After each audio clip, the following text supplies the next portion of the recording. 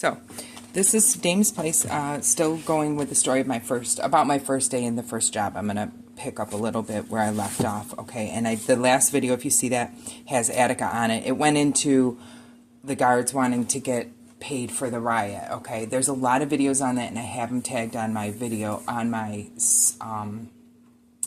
channel, and you can look through those, but it gives you a little bit of a layout. Again, I showed this in a previous video. So Attica's like a castle and you're behind the wall. There's only one way in and out except for a truck trap, like railroad entry, and there's a truck trap there. That's where the railroad can come in and out. And that's this wall, that's the front gate. I was a video monitor when I started, and I would come into this building, and I worked in this building, and this is a better picture. I drove it. Let me look through the cabinet and see if you can see this. Okay, so I would come in here. This is the gate, the wall. You come in the sally port, and then I walk down a long sidewalk, lots of grass between me, and I get to this gate, and there's a guard that sits in this bubble.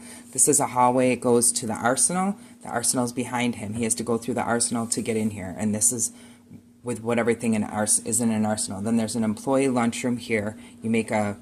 You turn down this hallway and you go down a set of stairs.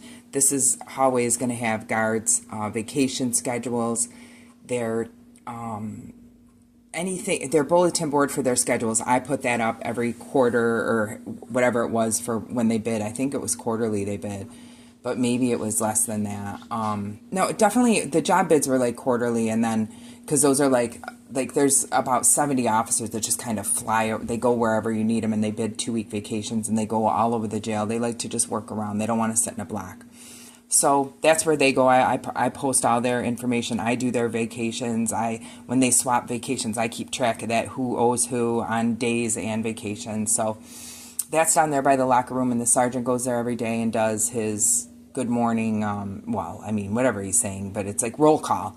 And that's for every shift. They do roll call, and they go down to the locker room, and then they come upstairs, and then they'd come up here. Now, remember, this is where you're coming in. And if I'm coming in, and I'm going to my time cards are here with our little bulletin board, which is nothing like that. We can't do any of that stuff. Ours is just like, oh, there's a barbecue or something. And you take your time card, you walk over here, and you punch in. This is another bulletin board for like things that are going on. This is a gate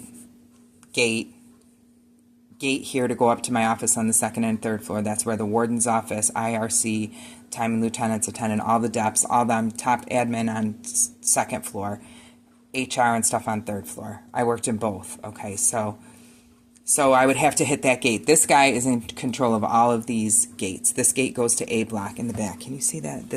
So gate, 4 gates. He's in charge of all that. You can go nowhere unless he opens those up, nor can you come through from a gate if he's not there. So when I would punch in, when I first started, I'm coming in here, I go through this gate, and this is the chart office back here. And the chart office, okay, is where everything goes. It's the hub of the place. The watch commander is there. He would sit here, so I would have come in here, and I'm going to walk in this door. Here's my desk. Here's the chart sergeant's desk behind me. And this is the watch commander's desk. They've got mailboxes. I have filing cabinets around here, the sergeant's filing cabinets. There's like maybe a coffee machine or something. I can't really remember exactly, but our coat rack and stuff, just a bunch of stuff, a microwave and stuff. And then there is a door, back door here. And this goes to my desk. Can you see those chairs? And this is like a little video stick. And these are all screens. I think it was about 16 of them. These are all VCRs on each side for each one. And every, I think, 8 hours. These are VCR tapes. These would be thousands of tapes. And they're numbered like 0112, 0113, V, and like a 4 or 5 letter code. And we could find them. And we kept this huge logbook on this desk. There would be a desk here. And me and another person, myself and another person would work this job. The first one I had was like, one of the guys on there, his grandson was a maintenance guy, and he's probably now like a superintendent or something. He was a good guy. He went into maintenance, and then I think he has gone up in ranks. And his grandpa was one of the people on that for the riot because he was there.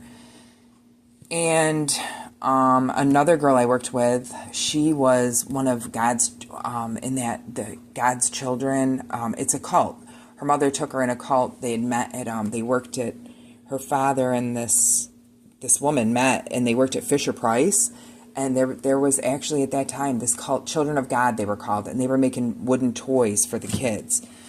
For kids, like everywhere. And her mom took her to like Vermont or somewhere, and she ended up needing brain surgery. Her brother was on the Montel Williams show for escaping this cult that her father saved her from, and he was the head of the print shop. There's a big print shop, and Attica has a very, very vast and beautiful, not beautiful, but I mean, they tried a lot politically. They had a newspaper. They had the print shop is a big deal, and you can look at old 60s prints of inmate newspapers, what they were doing, stuff like that with them. This is what it really looked like. This is a drawing I did. Now, I don't know if you can see this. I'm going to look through the camera when I do this. So when I come to the time clock, I would be coming in here, and my time card's here. This is a bullpen, and there was a light up here because this is a castle. And look at that door. And there was a guy in there crying one time. I mean, there was a lot of guys in there crying, and then I'd have to walk over here. Everybody does, and then you punch in here, and you go back, put your time card away, and then you go to your place. But this is what you see first thing in the morning, is a guy crying right there. So that was rough, but I'm not going to get into that right now. I'm going to look at my notes here. Bullpen, holding inmates when you punch in. So that was... Okay, so when I'm in the video monitor, a couple of my jobs are... Am I still recording too? Okay, great. 6 minutes. Okay.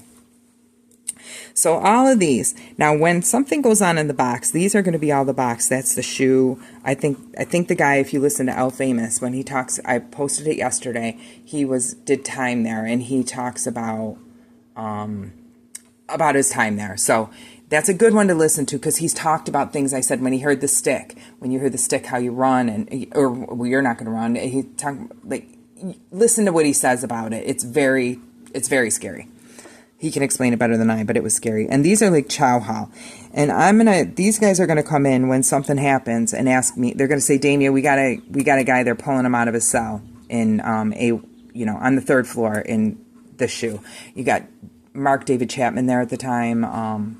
There's been a lot of famous people there. A lot of famous people. Like famous crime people. I mean, nobody you can look up the famous inmates. I can't think of anybody but him right now. But there were, not Kendall Francois, but another one, the Long Island killer was up there. He was a pain. He would kick his cell day and night to try to drive the person next to him crazy, or the guards or whoever. But so I would sit with this person, and the girl was like completely, she quit 3 times and threw her badge at, we had an ID, it's not a badge, an ID at the front gate office. So I quit and left, and they'd bring her back because the father was like an important guy there. And, it just wasn't for her, because she didn't even have counseling for that Children of God experience, which was a total nightmare for her.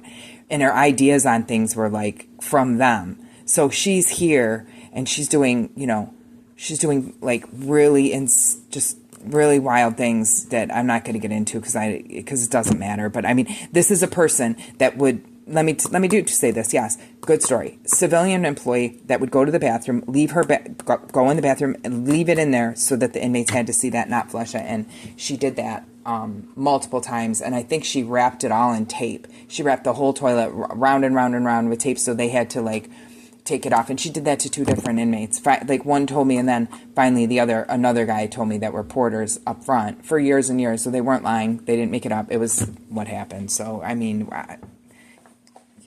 you do the math. It was wild. So when they have a problem, they come to me and they're going to say, Damia, we need you to get this up on this film, because I'm going to pull one of these screens. I'm going to pull all that I can on whatever they say. And I could have probably 5 or 6 guys standing around me while I'm sitting here with this, whoever this is. This is where the nun, my first day, she went around with me, the ex-nun, not praying when we're locked in a room for 15 minutes on our first day, in an office, because they hit the sticks and everybody went running, and, woo, woo, it's crazy. So you're really close space, too. This is a very small space. And then the watch commander is going to come in, and he's going to roll his chair in or maybe this sergeant, and they want to see what goes on, because they're sending CERT, and CERT is the Critical Emergency Response Team. Now, I kind of rolled these jobs into one. What I did, it sounds like I was doing everything, but I was there 15 years. A lot of things fell. They just like made up my job as they went along, and I got all these different things, though some were officers' duties before I was there. They just gave me officers' duties because they try to cut jobs all the time, and I'm doing that. But So my boss was in charge of the critical emergency response team. But at that time, when I'm a video monitor, I'm just a video monitor, and they say they're going in. That means that the inmate is not going to come out of his cell, maybe for medical, maybe for you can refuse a visit, but for whatever reason they want him to come out. There's a litany. I also typed up all of the reports that were these tier hearings that you hear Al Famous talk about getting charges. He got gang charges, gang charges, gang charges. I'm listening to those and typing those entire tier hearings for the entire state, basically. But not small ones, big ones, because we do transcription on big cases, like where they're catching more time. And Attica took them at that time for everywhere. But we had plenty of our own in-house. Like he's saying, it's wild in there. Every day is something. So you would be nervous with all those men in there. I mean, even if they're nice, it's just like they're all in uniform. You're a civilian, and you're trying to push those buttons as fast as you can.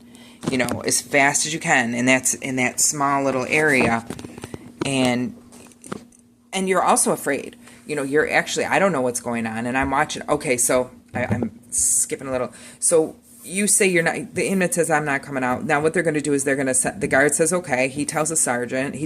They tell their area sergeant. Area sergeant goes by, says what's your problem. He tells them what the problem is, his grievance. He hasn't seen a doctor. He hasn't seen a counselor. Blah blah blah, whatever it is. And then they're going to call a lieutenant. That's going to call which is the watch commander. They're going to call the watch commander. And then he's going to say, they're going to start a process to go in and pull you out, to go in and use that critical emergency response team to get geared up. And they're going to put on they're in my office sometimes when I was in a different office, but all in this admin building. I worked all in the admin, the chart office, first floor, second floor was, time and attendance on second and third. We had moved our office, so this is 12 minutes. It's going great. Maybe it's a little long for people. I'm just going to keep going. So, they call a counselor. Usually will go talk. Sometimes a counselor, but sometimes it goes straight to just clergy. It just goes straight to what are they. And either an imam, the clergy on duty will come, but if they have a preference, like an imam, or they want to see the sister there, the bad habit they called her, that's not like official, but yeah, she was called the bad habit. So if they want to see her, she was the head of it. She was the head of the whole chaplain department. And then we had another reverend, a Baptist reverend from Buffalo. He was a real nice guy. He did a lot of them. I think he did talk a lot of guys actually to come out and not go hard. Like, they're going to come in and do what they're going to do. But then you got guys that they don't care. They are just going to, they haven't had any, they've been locked in a box for 4 or 5 years for the last fight they got in, or like swinging on an officer or something. They're ready to rock and roll again because they got nothing in their day. There's nothing. It's it's inhumane to lock people up like that, but there are some people that you just really can't be around people, and that's the truth of it too. And they've been convicted and they've done enough crimes that nobody deserves to go home with a black eye because you were trying to talk them out of a bad thing. So I had to make those. I'm filming those as they're happening to make sure. They also wore body cams on those. Sometimes they don't wear body cams around the prison though, but they do for that because it's an extraction. That's cell extraction. And when they do for that, then there is, and you'll hear them stop resisting, and they got to write the report about a left arm hold or whatever they do. All those things are very, they write it out on the report. So that's how that goes on. And then I would have to make tapes of those, get the tape. It's going to go to a trial. It's going to go to a hearing. And then in the yard, it would be like, there's something going on in the yard right now. Pull up C yard, take a look over here. And I'm looking at two guys over by the pull-up bar or something, and can you see someone passing something? Okay. Another thing people don't know, when they call the jail, your phones are recorded. Your mail is being looked at. Almost everybody's mail is being looked at. I mean, I opened up mail. You had to do not overtime, just like duty. We were shorthanded, so our union did nothing, and you had to do out of title work, and I had to work in the commissary too. But the mail room, which was disgusting.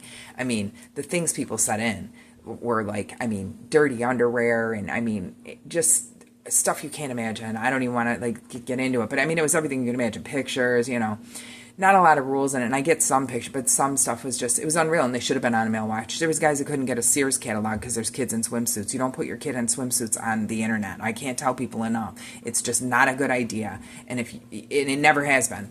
But so there, we were on Mail Watch for that, and especially for drugs. They're looking for a lot of drugs coming in, and you open the mail, went through it. But I did another kind of mail call for a lieutenant, and that was for people on Mail Watch that were gangbangers. And that was a whole nother thing of that was just a whole nother thing. That's a whole nother type of investigation, but those went on as well. So I guess that's probably a good place to maybe stop. I'll stop this. I'll post it. I suggest you look at was there? No. Okay. I'm just going to suggest that you look at that. If I think of something or you think of something. It was so nice.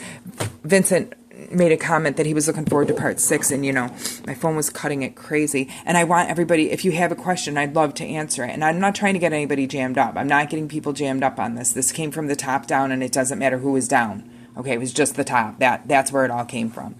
So in-house. So for that, I don't need a call about, was this sergeant, do you know the sergeant that did this thing or something? I'm probably not going to get into any of that because, I might, I had a sergeant, they called her Joe Dirt, and, she knew my family, she knew, an ex-boyfriend that she went to in high school, and this girl, she was the one that said every bad thing about, so that when I walked into that place, they had a whole idea of who I was, which wasn't true. She didn't even know me, way older than me, 10 years older than me or something, but just some Looney Tune from that town of Batavia, and this is it. She never worked in the back. She gets pregnant as soon as she starts working there. And so she's not in the back of the jail, but then she comes up front and gets an office job because she got pregnant. And then she proceeded to make a career of just being the meanest person she could be to everybody that she had to, the foul things. They had a bigger party for her retirement with people that didn't go to her retirement party that were happy that she retired than the people that showed up for her retirement party from reports I heard. But regardless, that was the type of mindset you're dealing with. I always tell girls, you have to be your own best advocate, because I thought these older women that were in security would really be helping me and really be girls need to stick together in here. We're outnumbered. It's dangerous. And they didn't. They looked at us civilians like we're the problem. We're these dumb secretaries, and a lot of secretaries were. There was girls that were sleeping around with everybody. It's a Peyton place in there, with a girl that, these girls they're sleeping with every new guy that comes in. It's unbelievable. And these wives are calling, and, it was really a nightmare. And then there's other people that just go in and do their job. They're nice people. They're not they're good women and just doing their job, but it won't matter. They're not going to split hairs. Don't need help because you don't get it from them. Unfortunately, crabs in a bucket or something. They're get up. And I was being trained to be a superintendent. My training was never to stay a secretary. It was always to rise through the ranks. And if it wasn't, if it would be characterized as something else now, I can tell you I wouldn't have had to do those jobs that I had to do, because it was putting me in such a precarious position to be strong, to face the people that think I'm A, screwing with their job, B, screwing with their time, because I work in the inmate office, inmate records as well, or, just different things. I'm selling tickets for the barbecue every couple weeks, and I have to deal with all the outside agencies that come in. I'm that girl. I'm that one that deals with all the bigwigs that come from Albany or the people from outside agencies, people from outside places. And because you couldn't have, they wanted to put a nice face on things. And when you're compartmentalized there, you do want everything to be on the up and up. And I didn't even know what I watched El Famous, that guy. I don't know him, never met him. He never even answered a comment. I made comments on his post, oh my God, I worked there. He's never answered anything. So there's no affiliation for anybody to think, I'm trying to promote his stuff at all. Not at all.